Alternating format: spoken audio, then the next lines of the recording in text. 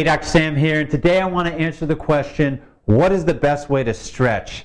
The answer is, it really just depends on what your goals are.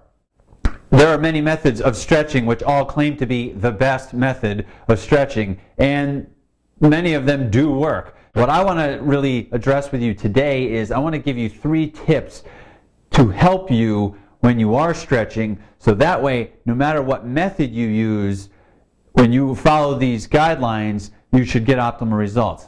Number 1, you should always be breathing or able to breathe when you're stretching. What that means is if you get yourself into some contorted posture or tie yourself into a pretzel, and no offense to the yogis because I think yoga is great, but if you get yourself into some position and that you cannot breathe in, then it owns you, you don't own it, and so you should get out of that position. So in other words, you should be able to breathe while you're stretching. So no matter what method of stretching you're utilizing, you should be able to breathe. You should not be like, that's not stretching, that is suffering. Okay, stretching is different. All right, so you should be able to breathe. Number 2, when you're stretching, okay, you're stretching your body, you should have some tension somewhere in your body. We've all been taught to just relax into a pose or relax into a stretch, and that is only half true. Okay, what I would recommend to you is that there is tension somewhere in your body while you are stretching your body. And so, for example, if you're stretching the front of your body, your chest region, or just the front side of your body, then the back side of your body should have some tension in it. It should actually be contracting a little bit so that it's opening up the front side a little bit more. Because that, having a little bit of tension, resting tension in your body, is actually going to protect you.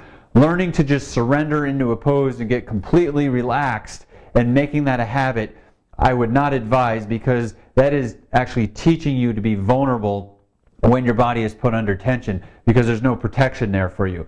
So you should always have a little bit of tension in your body when you're stretching. Okay, and the third thing is that when you're stretching, it should incorporate your total body. So whenever you get into some kind of position that is going to stretch you out, I would highly recommend that it stretches your entire body as opposed to just one part of your body. The body works as an integrated unit, and we should train it that way.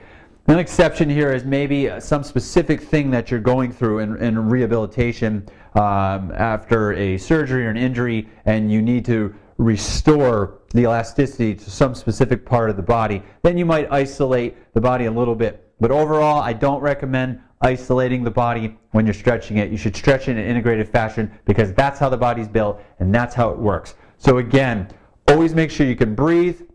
Always have a little bit of tension in your body somewhere. Usually it's on the opposite side of the body that you're stretching. And 3, always stretch the body in an integrated fashion, because that's how we work. So it's Dr. Sam. I hope those stretching tips help you, and I look forward to answering more questions in the future. Much love.